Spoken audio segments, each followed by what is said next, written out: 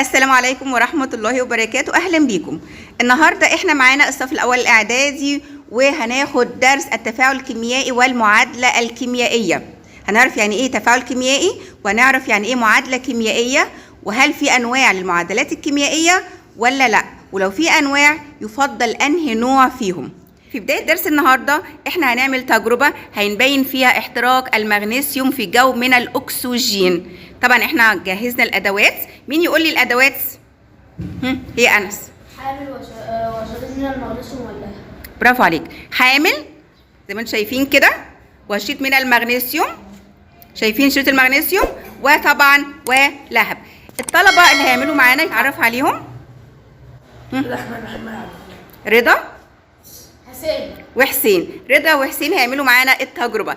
طبعا أول حاجة هشعل شريط المغنيسيوم في جو من الأكسجين، ولازم أكون ماسكة شريط المغنيسيوم بالماسك. يلا يا رضا ابدأ اشعل شريط المغنيسيوم. نزل الولاعة لتحت يا رضا.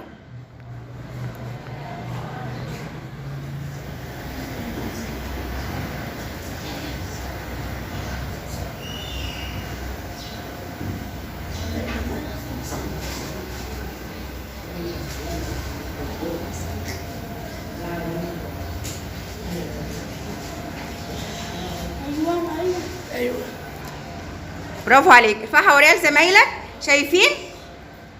شايفين يشتعل شريط المغنيسيوم بلهب ابيض مضيء. شو حط بقى الباقي على الكراسه هنا، حطها اللون الازرق ده عشان يبان. برافو عليك برافو عليك برافو عليك. وتحول شريط المغنيسيوم الى مسحوق ايه؟ ابيض. من ايه؟ من اكسيد المغنيسيوم. يبقى حدث تفاعل كيميائي ما بين المغنيسيوم والاكسجين، نتج عنه مادة جديدة هي اكسيد المغنيسيوم. من هنا بقى هنعرف التفاعل الكيميائي، وعبارة عن ايه؟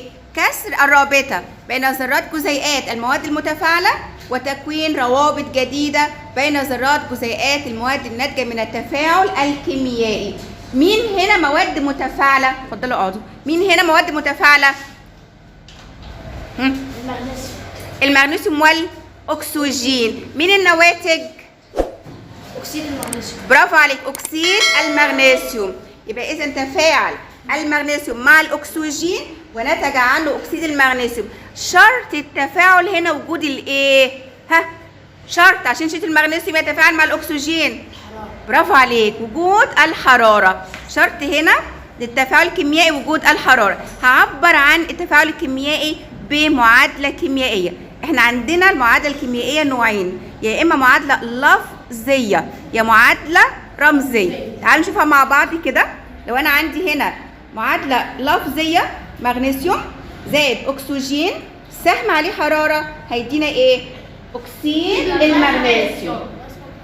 طبعا السهم ده بيبين اتجاه التفاعل الكيميائي، يعني ما ينفعش اقول مغنيسيوم زائد اكسجين بيساوي اكسيد مغنيسيوم. غلط. ليه؟ لان لو عملت يساوي مش هعرف مين المواد المتفاعله ومين النواتج. المواد المتفاعله اللي بتكون قبل السهم، اللي عندي هنا مغنيسيوم زائد اكسجين، اللي بعد السهم بتكون هي مين؟ النواتج.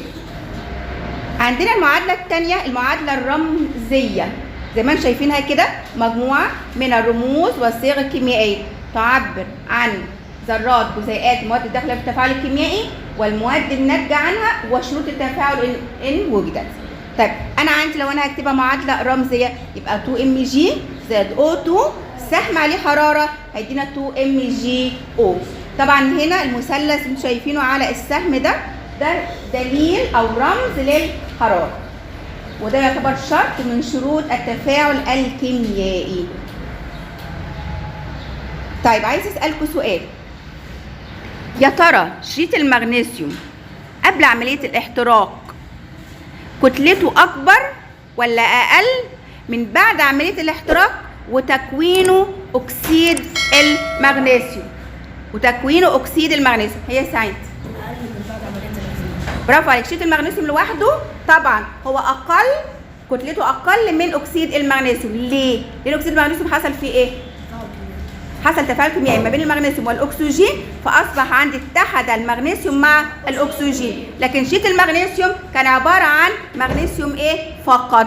شيت المغنيسيوم عباره عن مغنيسيوم فقط. تمام.